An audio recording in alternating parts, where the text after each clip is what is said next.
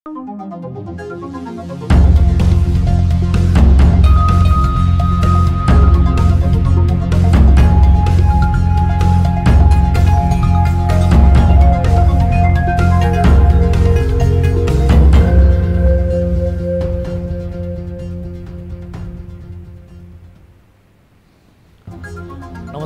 यो news 24 television prime time न्यूजमा स्वागत छ। नेपाली कांग्रेसको महाधिवेशन मंसिर महिनामा हुने भएको छ। तोकिएको मितिमा महाधिवेशन गर्न नसकेपछि आलोचित बनेका सभापति देउबा लगायतका शीर्ष नेताहरू निरन्तरको छलफल पश्चात 3 महिनापछि महाधिवेशन गर्ने निर्णयमा पुगेका हुन्। आफ्नो पक्षका केही नेताहरू मन्त्री बन्न एकदमै हतारिएको एमाले वरिष्ठ नेता माधव कुमार नेपालको टिप्पणी छ। मन्त्री बन्न हतार नगर्न निर्देशन दिँदै उनले अध्यक्ष ओलीको मन परिवर्तन गराउन प्रयास भइरहेकोले आफू अन्तिम प्रतीक्षामा रहेको बताए। देशका 3 तहका सरकारको बेरोजगारी बढेको छ। लक्ष्य अनुरूप बजेट खर्च नहुँदा संघीय, प्रदेश र स्थानीय तहसम्म बेरोजगारी मात्रै बढेन, बेथिति र भ्रष्टाचार मौलायो। यो सँगै कोरोना अपडेट, स्पोर्ट्स, इन्टरनेसनल र जिल्लाका न्युजहरू पनि आजको बुलेटिनको महत्त्वमा छन्। अब प्राइम टाइम न्यूज का हेडलाइन्स। कांग्रेसको 14औं महाधिवेशनको मिति सर्यो। मंसिर 9 देखि 13 गतेसम्म हुने। माओवादी केन्द्रले पनि मंसिरमै सम्मेलन गर्ने। परिमार्जित परिवर्तित कार्यतालिका बैठकमा प्रस्तावित हुनेछ र हामी सहमतिपूर्वक त्यसलाई निर्माण गरेर अगाडि जानेछौँ। आफू अपमानित भएर नबस्ने एमाले वरिष्ठ नेता माधव नेपालको टिप्पणी। अध्यक्ष केपी शर्मा ओलीले नै पार्टी विभाजन गर्न खोजेको आरोप। उहाँले भन्न खोजेको के हो भने मलाई निर्देशन दिने मान्छे यस धरतीमा जन्मेको छैन। समान पेन्सनको माग गर्दै बेलायतका प्रधानमन्त्री कार्यालय अगाडि भूतपूर्व गोर्खा सैनिकको आमरण अनसन जारी। मुख्य विपक्षी लेबर पार्टीको ऐक्यबद्धता।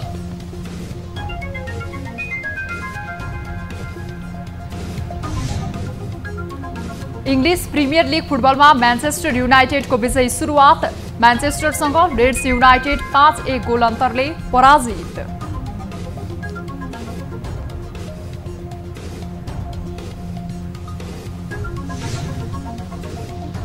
र अफगानिस्तानका मुख्य सहरहरू कब्जा गर्ने क्रममा विद्रोही तालिबान राजधानी काबुल नजिक। तालिबानलाई मान्यता नदिने सैन्य गठबन्धन नेटो चेतावनी।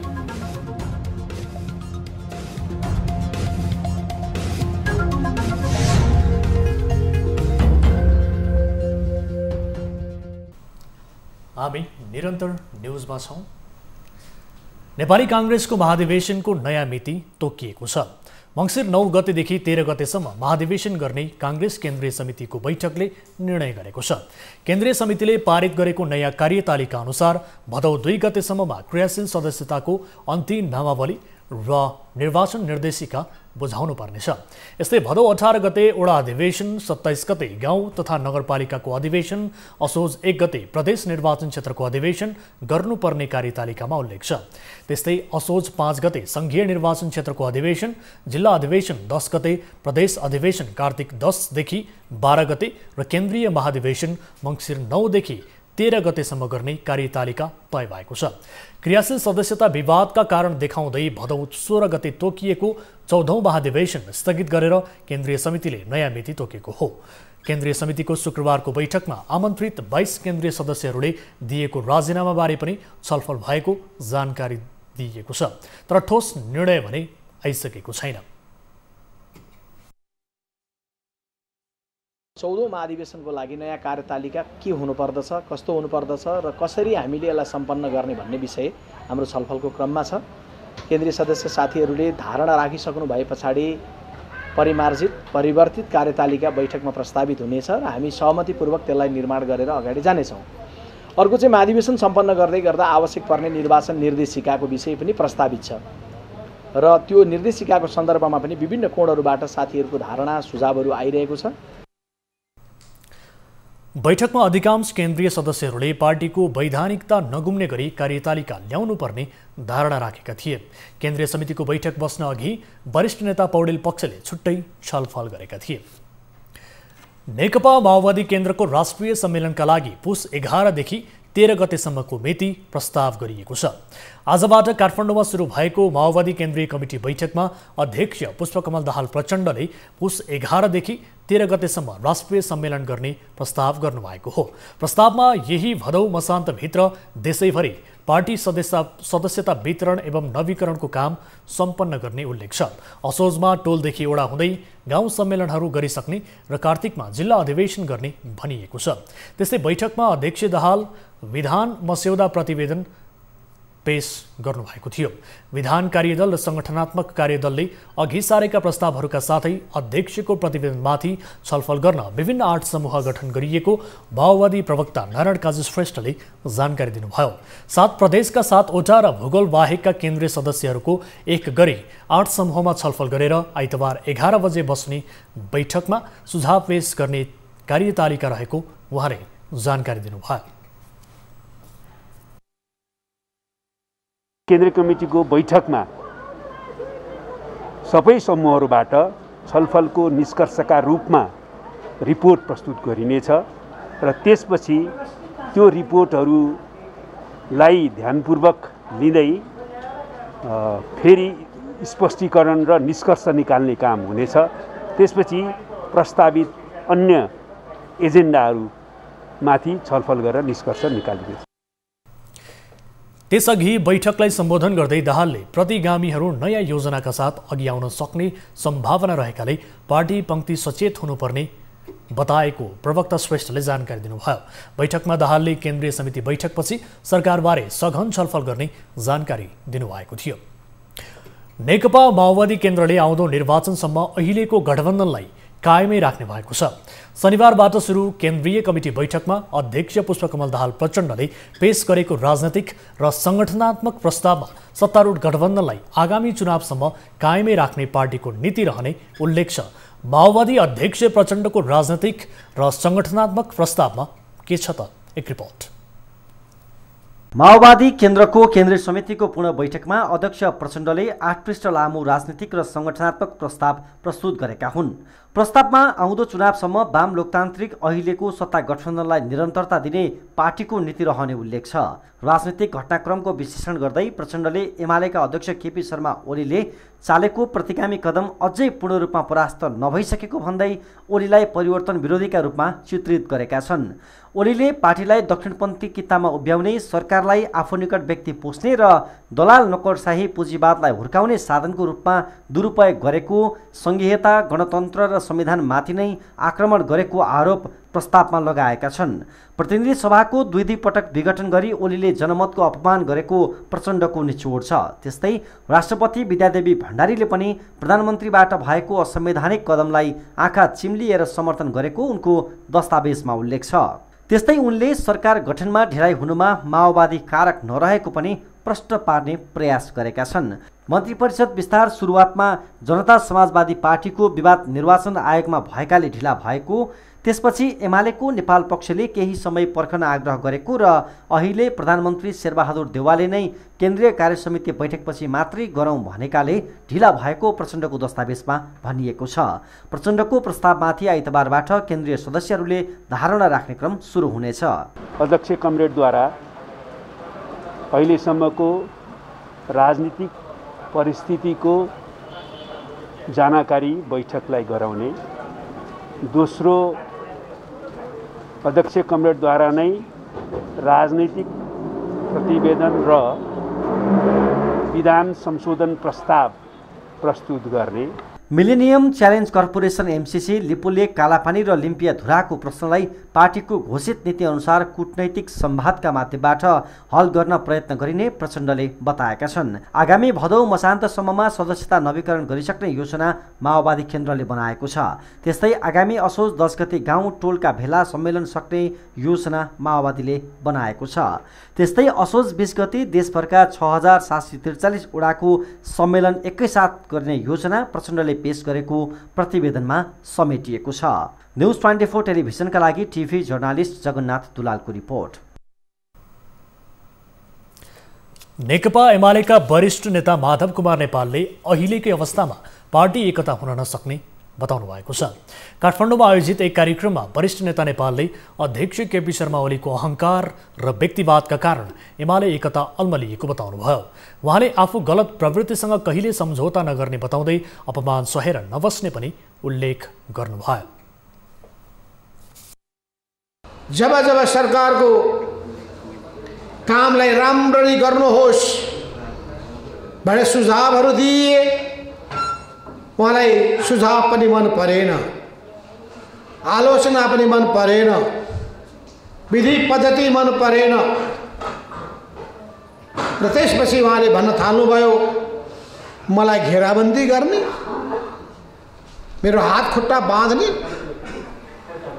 उहाँले भन्न खोजेको के हो भने मलाई निर्देशन दिने मान्छे यस धरतीमा जन्मेको छैन। वरिष्ठ नेता नेपालले उपाध्यक्ष वामदेव गौतम जसरी अपमान सहेर भने बस्न नसकिने र बाध्यताको बाटो अपनाउनु पर्ने अवस्था आउन सक्ने बताउनु भयो।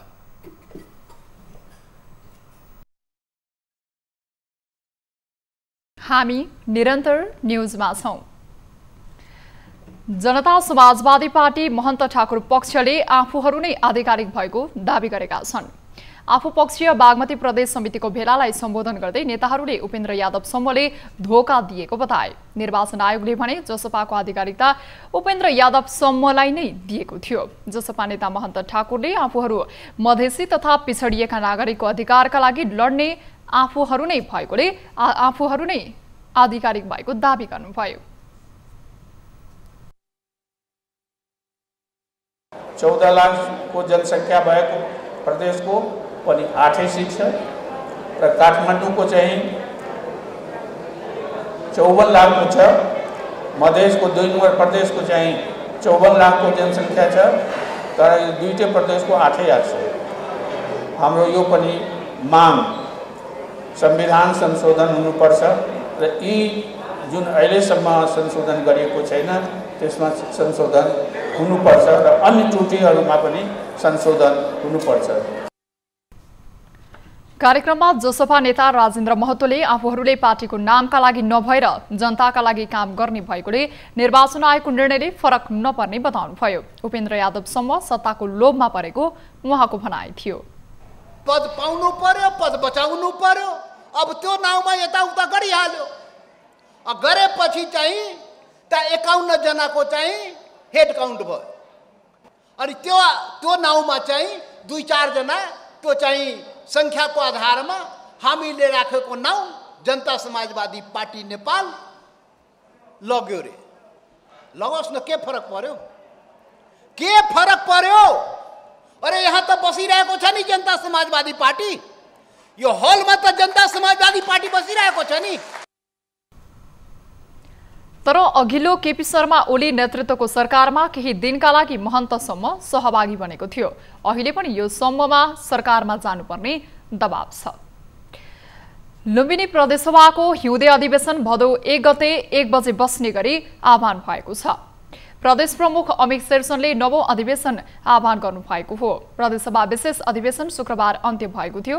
प्रदेश प्रमुख शेरचनले संविधानको धारा 183 को उपधारा 1 बमोजिम प्रदेशसभाको अधिवेशन आह्वान गर्नुभएको प्रदेशसभा सचिव दुर्लभ कुमार पुन मगरले जारी गरेको सूचनामा उल्लेख गरिएको छ। साउन 28 गते मुख्यमन्त्रीमा नियुक्त भएका कुलप्रसाद केसीले 30 दिनभित्र प्रदेशसभाबाट विश्वासको मत लिनुपर्ने व्यवस्था भएकोले उहाँले विश्वासको मत लिने तयारी गर्नुभएको छ। पछिल्लो 24 घण्टामा थप 2624 जनामा कोरोना भाइरसको संक्रमण पुष्टि भएको छ। देशभर गरिएको 8667 पीसीआर परीक्षणका क्रममा 1947 र 4906 एन्टिजेन परीक्षणका क्रममा 677 जनामा कोरोना भाइरसको संक्रमण पुष्टि भएको स्वास्थ्य मन्त्रालयले जनाएको छ। यो सँगै नेपालमा कोरोना संक्रमितको कुल संख्या 8,05,190 पुगेको छ। त्यस्तै कोरोनाका कारण थप 20 जनाको मृत्यु भएको छ। यो सँगै नेपालमा 10,259 जनाले कोरोनाका कारण ज्यान गुमाएका छन्। नेपालमा थप 1,320 संक्रमित निको हुँदा हालसम्म नेपालमा 6,80,815 संक्रमित कोरोना मुक्त भएका छन्। हाल नेपालमा 39,405 सक्रिय संक्रमित आइसोलेसनमा र 411 जना क्वारेन्टिनमा छन्। हालसम्म नेपालमा 37,49,484 वटा PCR र 3,91,835 एन्टिजेन परीक्षण गरिएको मन्त्रालयले सुनाएको छ। समान पेन्सनको माग गर्दै बेलायती प्रधानमन्त्री कार्यालय अगाडि आमरण अनसन बसेका भूतपूर्व गोर्खा सैनिकहरूलाई बेलायतको मुख्य विपक्षी दल लेबर पार्टीले साथ दिने भएको छ। उनीहरूको आमरण अनसनको आज 8औं दिन भएको छ। यस क्रममा लेबर पार्टीका सांसदहरूले संसदमा समेत कुरा उठाएका छन्। भूतपूर्व गोर्खा सैनिकको अनसनमा शेख समुदाय सहित भूतपूर्व सैनिकहरूले समेत साथ दिएका छन्। समान पेन्सन लगायत माग राख्दै आन्दोलनरत उनीहरूको पक्षमा बेलायती सांसदहरू र विपक्षी दल लेबरले समेत दबाब दिँदा पनि गोर्खा मागबारे बेलायत सरकार अझै मौन छ। वर्षौंदेखि आफूहरूलाई विभेद गरिएकोमा भूतपूर्व गोर्खा सैनिकहरू आन्दोलित र आक्रोशित बनेका छन्। बेलायत सरकारले आफ्ना समस्या समाधानमा चासो नदिएको भन्दै 17 दिनको रिले अनसनपछि गत शनिबारदेखि गोर्खा सत्याग्रह संयुक्त संघर्ष समितिको अभियान निर्देशक ज्ञानराज राई, सचिव धन गुरुङ र महिला अभियन्ता पुष्पा राणा घले आमरण अनसनमा छन्। समानताको लडाईँमा आफूहरू मर्न तयार रहेको बताउँदै उनीहरू भोक हडताल छाड्ने मनस्थितिमा छैनन्। यद्यपि उनीहरूको स्वास्थ्य अवस्था जटिल बन्दै गएको छ। सन् 2018 मा नेपाल सरकार, ब्रिटिस सरकार, प्रमुख गोर्खा संगठनका प्रतिनिधिहरूबीच चरणका वार्तापछि प्राविधिक समितिद्वारा बुझाइएको प्रतिवेदन कार्यान्वयन गर्न उनीहरूको आग्रह छ। न्युजहरू अझै बाँकी नै छन्। अब समय हो लाइफ बोय हात धुने ब्रेकको।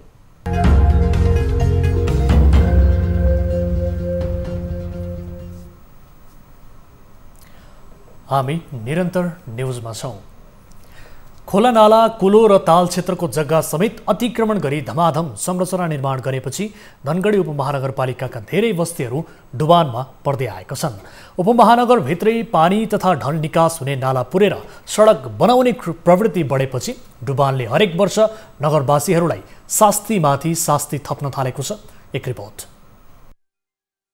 बिहिबार रातिदेखिको अविरल वर्षाले धनगढी उपमहानगरपालिकाका वडा नम्बर 1, 2, 3, 5, 6, 7 र 8 बढी डुबानमा परेका छन्। यी वडाहरूको अधिकांश घर र पसलमा पानी पसेको छ। यी वडाहरू विगत लामो समयदेखि वर्षातको समयमा डुबानमा पर्दै आइरहेका छन्। पछिल्लो समय पानी निकास हुने नाला पुरेर सडक बनाउनुको साथै विभिन्न प्राकृतिक खोला नालाहरू अतिक्रमण गरेर पक्की संरचना निर्माण कार्य तीव्र भएकोले डुबान समस्या समेत विकराल बन्न थालेको स्थानीयको गुनासो छ।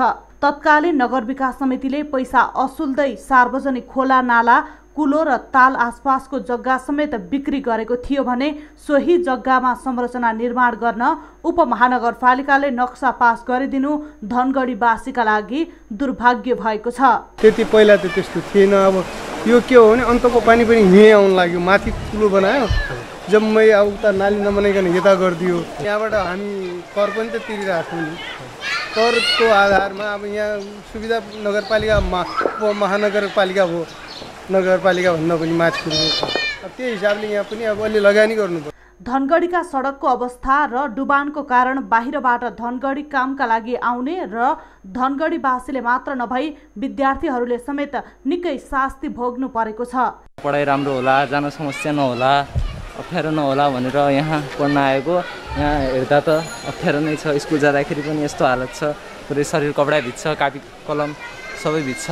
धेरै अप्ठ्यारो छ यहाँ। धनगढी उपमहानगरपालिका क्षेत्रका खोला नाला बिक्री गर्ने वर्तमान नगर प्रमुख नृप बहादुर ओड नै रहेको स्थानीयवासीको आरोप छ।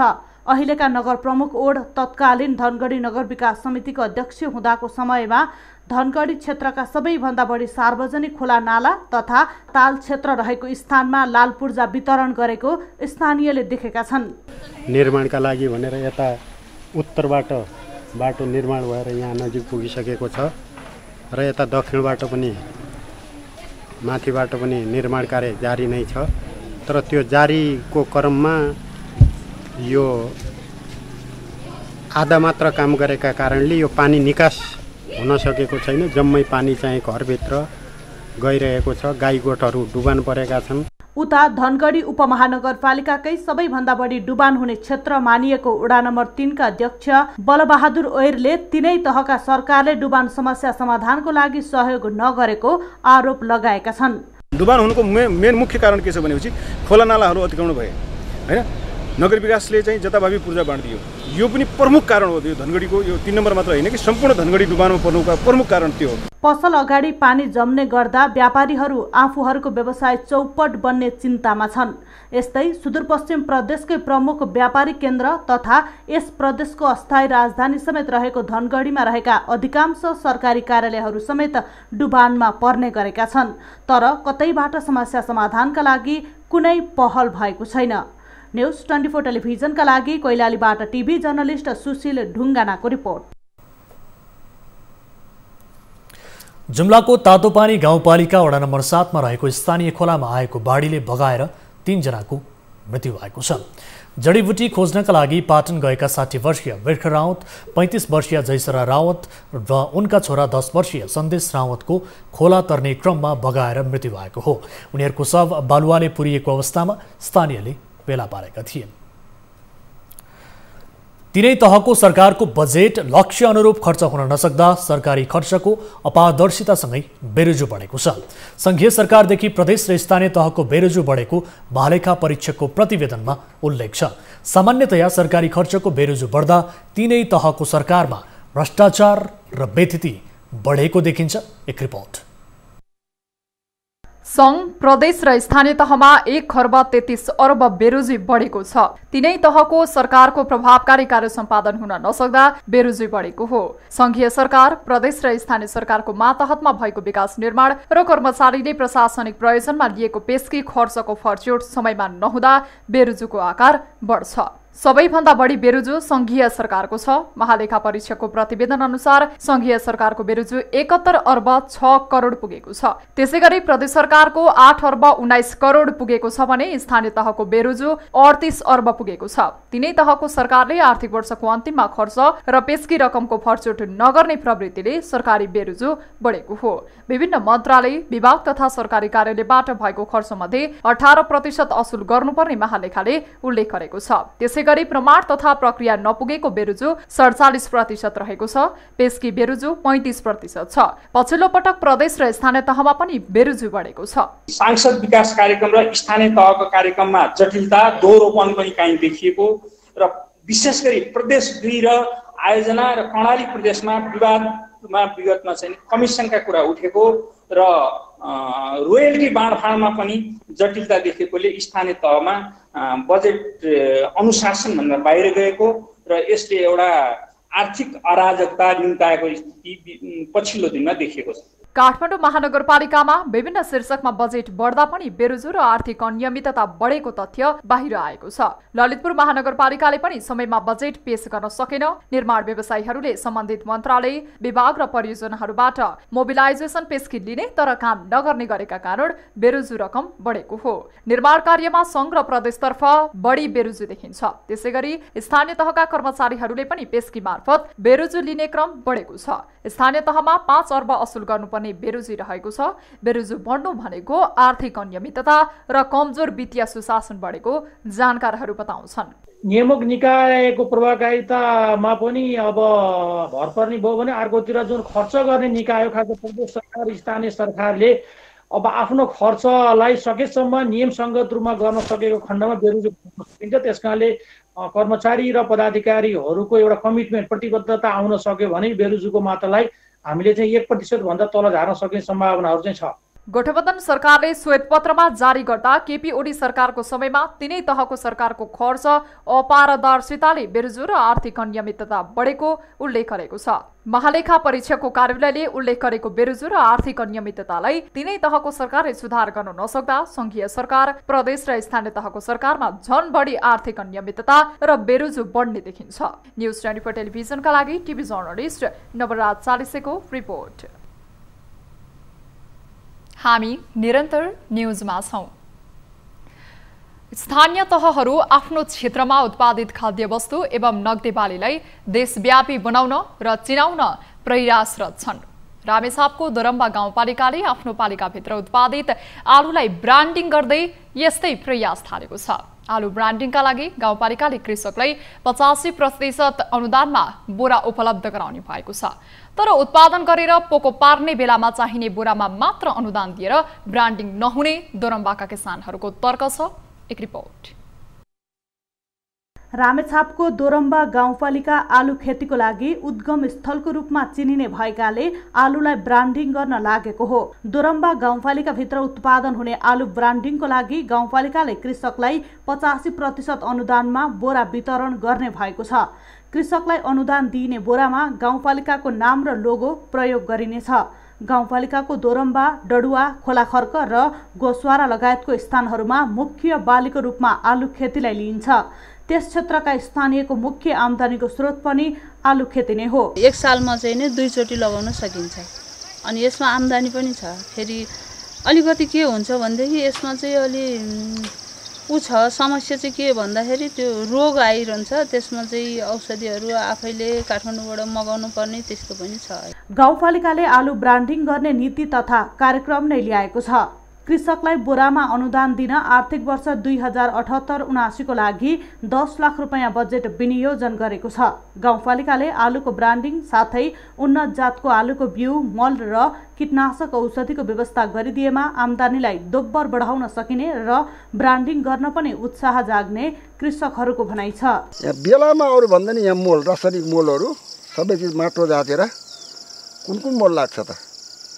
यो बिउलाई पनि अझ यो बिउ अलिकति उस भइसक्यो कि यसलाई पनि अलिक उन्नत तरिकाको बिउ चेक गरिदिनु पायो भने यहाँको कृषकहरू अलिकति केही लाभान्वित हुन सक्छ। कृषकले उत्पादन गरेको आलु व्यापारीहरू बारीबाटै उठाएर लैजाने गर्दछन्। आलु खेतीलाई प्रवर्धन गर्न स्थानीय सरकारले कृषकहरूलाई सहयोग गरेमा स्थानीय युवाहरूले रोजगारीको लागि विदेश जानु नपर्ने स्थानीय बुद्धिजीवी बताउँछन्। नगदे बाली भनेकै आलु हो। यहाँको मुख्य बाली भनौँ। अहिले आएर पहिला चाहिँ गहुँ, कोदो, मकैहरू थियो। अहिले यो यातायातको सुविधा भइसकेपछि, रोडको विकास भइसकेपछि, सडकको विकास भइसकेपछि चाहिँ यहाँको मान्छेले बढी मात्रामा भनौँ न, बढी मात्रा कि अहिले चाहिँ धेरै मात्रामा आलु रोपाइमा, आलु खेतीमा अगाडि बढेको छ। रामेछापको दोरम्बा सैलुङमा उत्पादन हुने आलु नेपालको उत्कृष्ट विशेषता भएको आलुमा पर्ने गर्छ। तर व्यापारीहरूले दोलखाको मुडेको आलु भनेर बिक्री गर्दा दोरम्बाको पहिचान गुमेकोले ब्रान्डिङ गर्ने कार्यक्रम ल्याइएको गाउँपालिकाको तर्क छ। कृषकलाई हामीले 85% भनेपछि करिब उहाँहरूको 15% लगानीमा चाहिँ त्यो उहाँहरूले अनुदान प्राप्त गर्नुहुन्छ र त्यो हामीले जुन अहिलेसम्म मुडेको आलु भनेर गएको जुन दोरम्बाको आलुलाई चाहिँ अब साँच्चै दोरम्बा सैलुङको आलु भनेर चाहिँ काठमाडौँमा जुन सहरमा बस्नुहुने सम्पूर्ण जुन उपभोग गर्ने व्यक्तिहरूले चाहिँ दोरम्बाको आलु रहेछ भन्ने खालको चिन्नुहोस् भन्ने हिसाबले नै हामीले यो जुन यो ब्रान्डिङ सिस्टम गर्दैछौँ। दोरम्बा गाउँपालिकामा उत्पादन भएको आलु सदरमुकाम मन्थली, काभ्रेपलाञ्चोकको बनेपा र काठमाडौँको कालीमाटी बजारमा पुग्ने गरेको छ। न्युज 24 का लागि रामेछापबाट टिभी जर्नलिस्ट युवराज श्रेष्ठको रिपोर्ट। अब बिजनेस न्युज।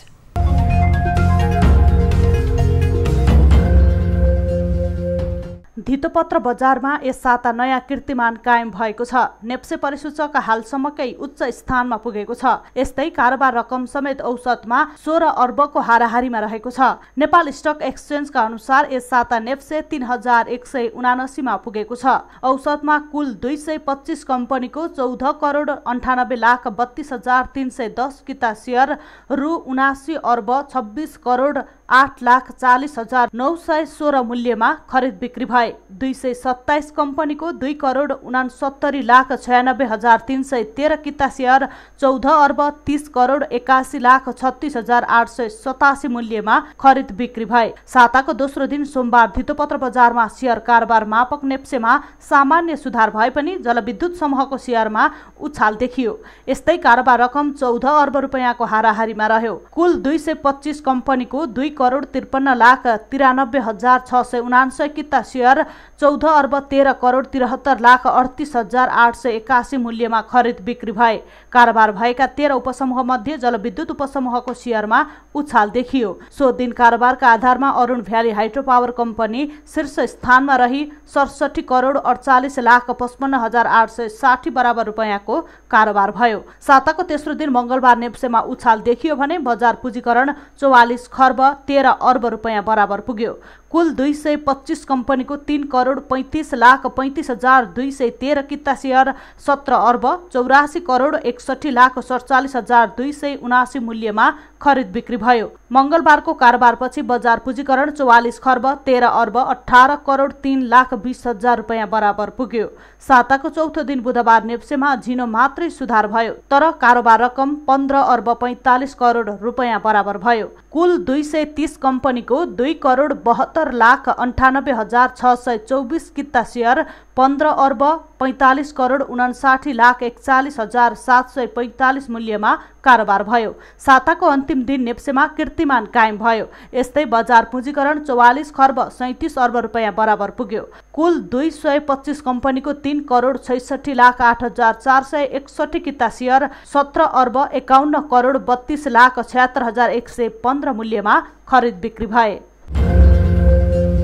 पाँचथर जिल्लामा केही दिन अगाडि चलेको हावाहुरीले मकै बालीमा क्षति पुर्याएपछि कृषकहरू निराश बनेका छन्। जंगली जनावरबाट जोगाएको मकै बाली हावाहुरीले नष्ट पारेपछि कृषकहरू चिन्तित छन्। मकैको बोटमा भर्खर सुता लाग्दै गरेको बेला हावाहुरीले बोट लडाएपछि कृषकहरूले ठूलो नोक्सानी बेहोरेका छन्। घोगा लाग्दै गरेको बेला बोट नै हावाहुरीले लडाएर भाँचेपछि अब मकै काम नलाग्ने कृषि प्राविधिकहरूको भनाइ छ। एक दिन आएको हावाहुरीले मकै सबै सखा पारेपछि हातमुख जोड्न नै समस्या हुने कृषकहरूको भनाइ छ। गरी खाने हैन, खाने भाँडै यही थियो, अब पुरै जिरो नै भनौँ न, पुरै नष्टै भएको छ ढलेर। अब यहाँको सरकारले भनौँ, स्थानीय सरकारले के दिनुहुन्छ के छ उहाँकै आशमा छौँ। लगभग तपाईँको एक घर बराबर तपाईँको यहाँ 15 रोपनी 10 देखि 15 रोपनी चाहिँ मकैमा क्षति नै पुर्याएको छ। कृषकहरूको मकै बाली नष्ट भएपछि स्थानीय तहका जनप्रतिनिधिहरूले पनि चासो देखाएका छन्। स्थानीय स्तरमा मकै बालीमा भएको क्षतिको विवरण संकलन गर्न थालिएको कुमाई गाउँपालिका वडा नम्बर 3 का अध्यक्ष रामप्रसाद गजुरेलको भनाइ छ। पाँचथरको कुमाईक स्याब्रुम्बा, हिलिहाङ, झारपा, फाक्तेप, माङजाबुङ क्षेत्रमा मकै बालीमा बढी क्षति पुगेको छ। क्षतिको विवरण संकलन कार्य भइरहेको कृषि ज्ञान केन्द्र पाँचथरले जनाएको छ। ज्ञान केन्द्रका अनुसार पाँचथर जिल्लामा 18,683 हेक्टर जमिनमा मकै खेती हुने गरेको छ। गत वर्ष पाँचथरमा 42,970 मेट्रिक टन मकै उत्पादन भएको थियो। पाँचथर जिल्लामा कृषि ज्ञान केन्द्र कार्यालयले मकै खेतीको प्रवर्धन गर्न जिल्लाको हिलिहाङ, फालेलुङको 1 फाल्गु नन्दको मेहेलबोटे र कुमायक 3 मा मकै उत्पादन तथा प्रवर्धन कार्यक्रम गर्दै आएको छ।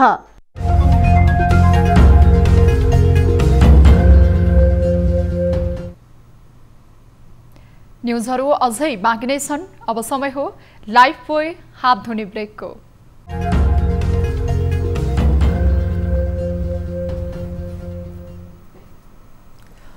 हामी निरन्तर न्युजमा छौं। अब प्राइम टाइम न्युज सक्नु अघि अहिलेसम्मका हेडलाइन्स पुनः एकपटक। कांग्रेसको 14औं महाधिवेशनको मिति सर्यो। मंसिर 9 देखि 13 गतेसम्म हुने। माओवादी केन्द्रले पनि मंसिरमै सम्मेलन गर्ने। परिमार्जित परिवर्तित कार्यतालिका बैठकमा प्रस्तावित हुनेछ र हामी सहमतिपूर्वक त्यसलाई निर्माण गरेर अगाडि जानेछौँ। आफू अपमानित भएर नबस्ने एमाले वरिष्ठ नेता माधव नेपालको टिप्पणी। अध्यक्ष केपी शर्मा ओलीले नै पार्टी विभाजन गर्न खोजेको आरोप। उहाँले भन्न खोजेको के हो भने मलाई निर्देशन दिने मान्छे यस धरतीमा जन्मेको छैन।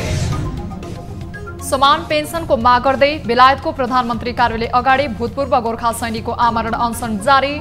मुख्य विपक्षी लेबर पार्टीको ऐक्यबद्धता।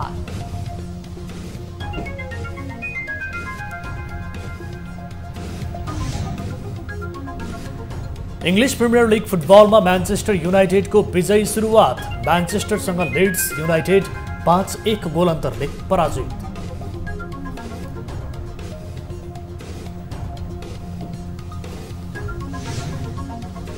र अफगानिस्तानका मुख्य सहरहरू कब्जा गर्ने क्रममा विद्रोही तालिबान राजधानी काबुल नजिक।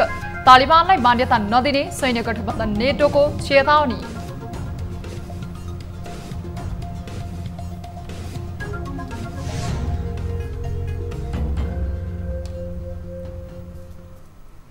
प्राइम टाइम न्युज अहिलेलाई यति नै। जाँदा जाँदै ताली र गालीका लागि हामीले सोधेको प्रश्न, कोरोना महामारीलाई देखाएर कक्षा 12 को मात्र परीक्षा स्थगित गर्नु न्यायोचित हो भन्नेले तालीमा र होइन भन्नेले गालीमा।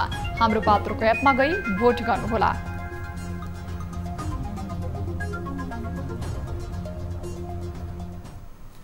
थप न्युजका लागि हाम्रो वेबसाइट www.news24nepal.com हेर्नुहोला। साथै हामीलाई फेसबुक, ट्विटर र युट्युबमा पनि फलो गर्न सक्नुहुनेछ। यस्तै मोबाइल, इमेल र भाइबरबाट न्युज 24 को हेल्प डेस्कमा केही समस्या र गुनासा छन् भने सम्पर्क गर्न सक्नुहुनेछ। हामी निरन्तर न्युजमा छौं। नमस्ते।